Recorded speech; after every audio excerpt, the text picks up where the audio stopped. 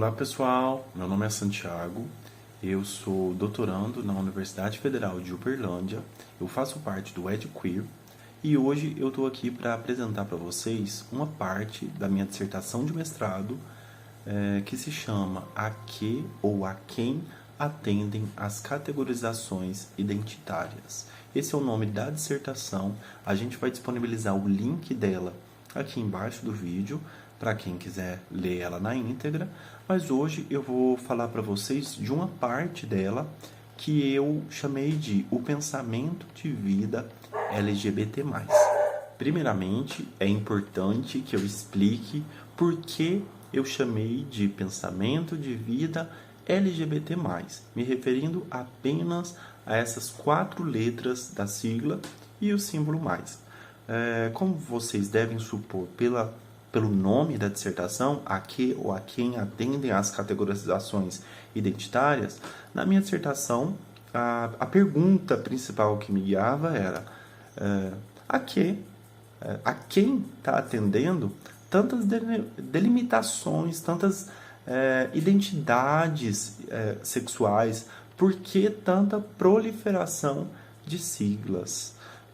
Então, foi isso que eu resolvi investigar. Se realmente essa proliferação de letras, de identidades, dá uma visibilidade, uma representatividade para aquelas identidades que ficam esquecidas, né? Que ficam às margens aí do que a gente chama de movimento LGBT, com suas variações, LGBTQ, LGBTQIA+, e assim por diante. Mas então, o que me chamava a atenção era essa proliferação de letras, essa proliferação de siglas, e se de fato essa proliferação fazia uma transformação dentro do movimento em si, do movimento social, que a gente pode chamar de forma geral de LGBT+. Mas durante a minha pesquisa, que foi desenvolvida tendo dois grupos de estudo. Primeiro, eu queria ver como slogans eram mobilizados nas paradas do orgulho, como se fosse a voz do movimento LGBT+. E também eu queria ver as falas, os dizeres de integrantes, de pessoas que se denominam, que se reconhecem como alguma identidade dessas que a gente chama de alguma dessas letras da sigla. E contrapor esses dois grupos de dizeres para ver se eles estavam em consonância, se eles se questionavam como as pautas mobilizadas pelos slogans atendiam àquilo que reivindicava os sujeitos. Mas acabou que eu encontrei coisas que eu não esperava encontrar. Por exemplo, muitos desses sujeitos que eu não conhecia antes da pesquisa negaram que faziam parte de um movimento, apesar de se entenderem, de se reconhecerem como uma dessas identidades que a gente mobiliza na sigla LGBT+. Então, isso me instalou uma pergunta que era, basta eu ser um sujeito LGBT+, para eu fazer parte do movimento LGBT+? O que é, de fato, o movimento LGBT+, sendo que pessoas que se reconhecem dentro dessas identidades não se reconhecem como pertencentes ou como integrantes desse movimento. Então, nesse capítulo especificamente, que eu chamei de O Pensamento de Vida LGBT+, é isso que eu tento responder. Tentando fazer uma delimitação entre o que é um movimento social que a gente convencionou de chamar de um movimento LGBT+, com suas variações de sigla, e aquilo que é um universo sociodiscursivo em que circulam saberes, em que circula dizeres de pessoas LGBT+. Por que isso? Porque apesar desses sujeitos negarem que integravam um movimento social, eu percebia que eles tinham, de forma geral, dizeres, mobilizavam saberes que, se eu não fosse uma pessoa LGBT+, talvez eu não entenderia do que ou a que eles estavam se referindo. Então, apesar de não fazerem parte do movimento, eles mobilizavam saberes para produzir dizeres que eram próprios desses sujeitos que se reconhecem dentro dessa sigla LGBT+. E para tentar então deixar mais claro como eu chego nessa proposição do pensamento de vida LGBT+, eu preciso explicar para vocês os conceitos, as proposições teóricas que me embasaram para chegar até aqui. Então, primeiramente, eu preciso explicar sobre o pensamento de vida coletivo e as pedagogias de resistência. Esse resistência com X, fazendo uma alusão de resistir e existir, propostos pela linguista brasileira Simone Hashiguchi em uma conferência da Associação de Linguística Aplicada do Brasil. Também preciso explicar para vocês, de forma bem geral, os procedimentos sociais de regulação discursiva propostos por Michel Foucault em sua aula inaugural, que aqui no Brasil foi publicado em forma de livro, que se chama Ordem do Discurso. E também preciso explicar para vocês sobre a pedagogia de libertação do nosso patrono da educação, Paulo Freire, que foi proposta no livro que se chama Pedagogia do Oprimido. Sobre essas duas primeiras proposições da professora Simone Hashiguchi, que são o pensamento de vida coletiva e as pedagogias de resistência, a autora vai falar o seguinte: ela se baseia aí nos estudos de Lemont Hill, que é um autor estadunidense, e que em seus estudos ele vai mobilizar a ideia aí de contrapúblico e de Black Twitter para falar, de forma geral, de formas como uma comunidade negra nos Estados Unidos consegue se organizar dentro do espaço virtual do Twitter e pedagogizar formas de resistir em uma sociedade que é estruturalmente racista. Então a autora vai fazer a seguinte observação, baseada nesse estudo, que acessando esses espaços de resistência, esses espaços de interlocução em que grupos marginalizados dentro da nossa sociedade entram em interação nesses espaços, né? Sejam espaços físicos ou espaços virtuais, a gente consegue acessar saberes que são próprios desses grupos, saberes que são circulados e que são pedagogizados ali entre esses sujeitos que integram esses grupos. Então, ela propõe aí esses pensamentos de vida coletiva e essas pedagogias de resistência.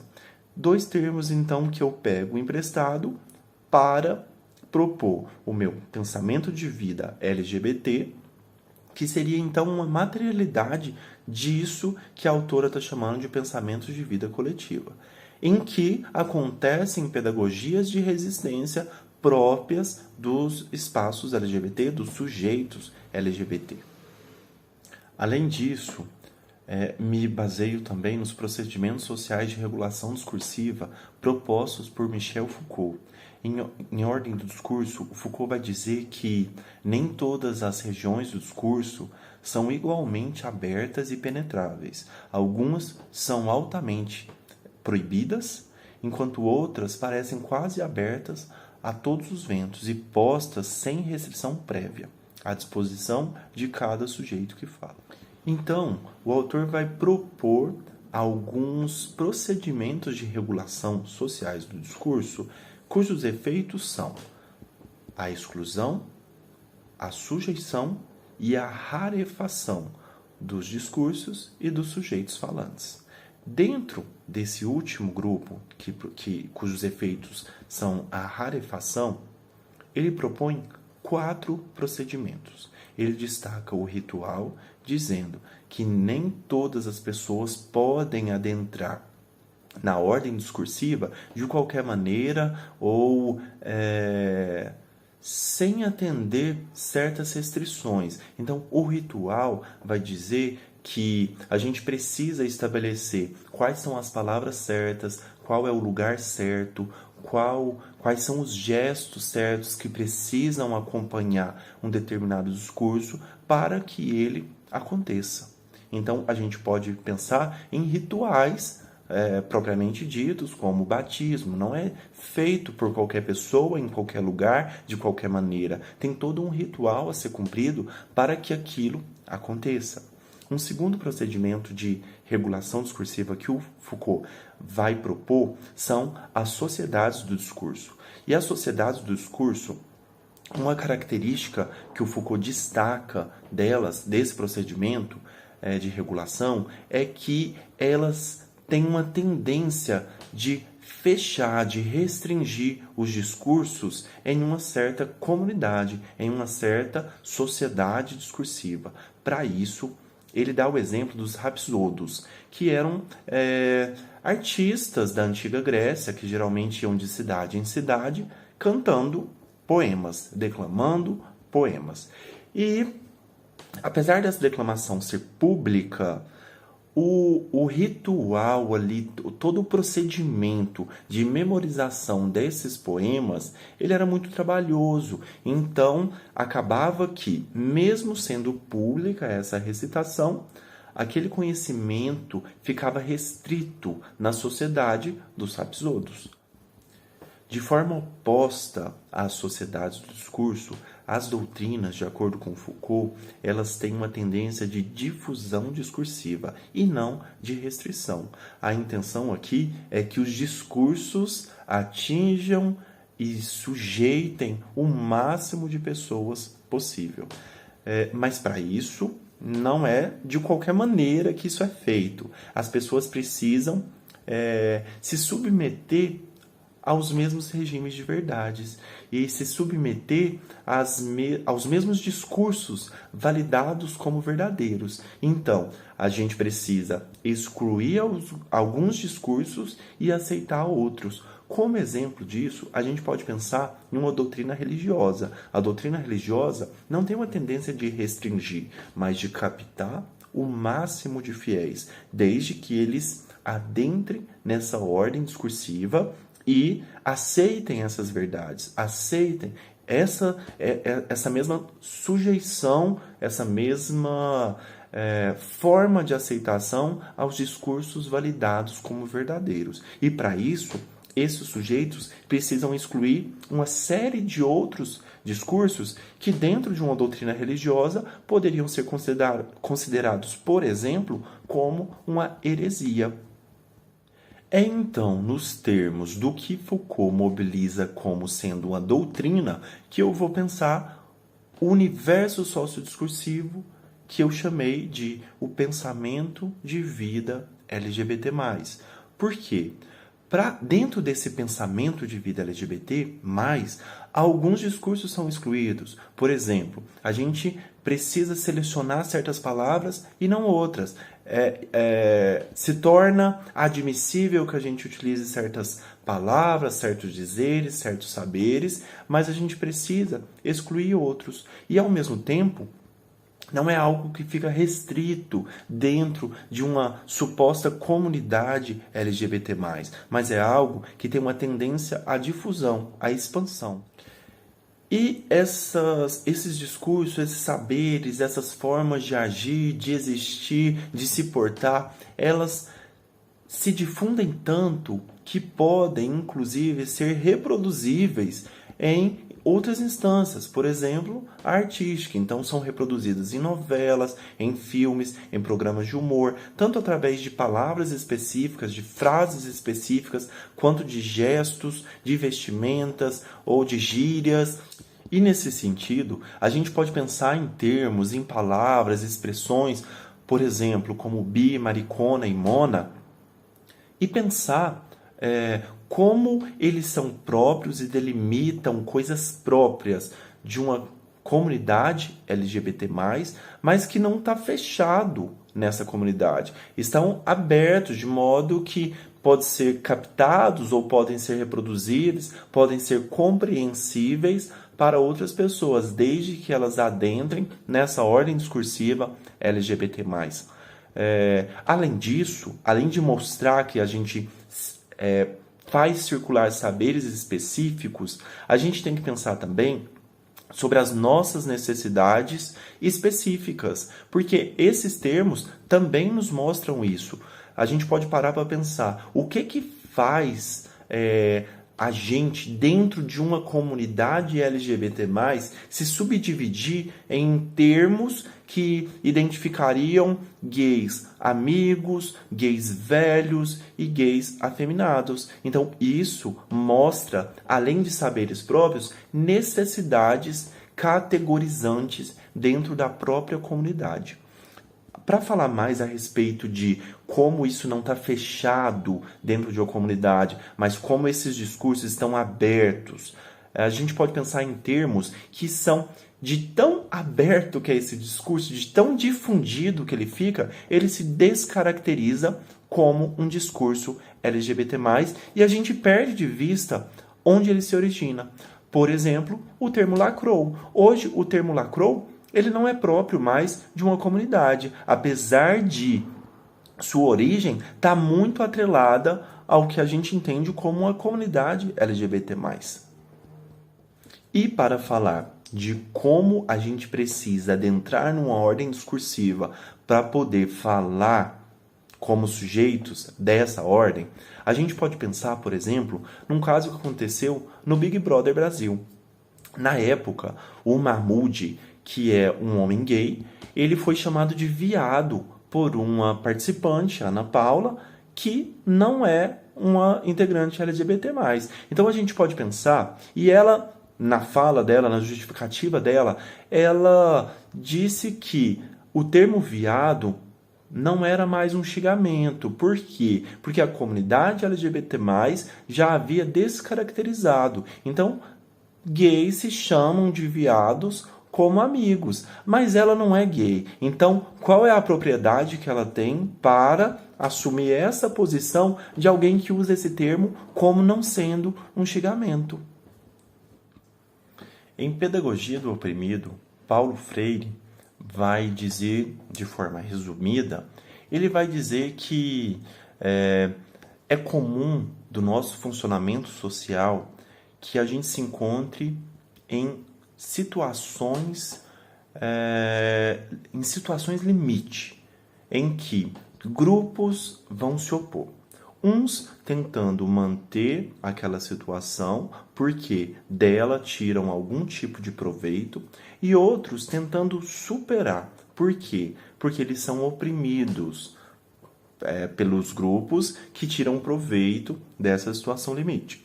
Então, quando a gente percebe tanto um grupo quanto outro nessa tentativa de manter ou de superar uma certa situação limite, a gente vê que esses grupos produzem ideias, instituições, bens materiais, através de temas que são geradores, que a gente consegue acessar esses temas geradores.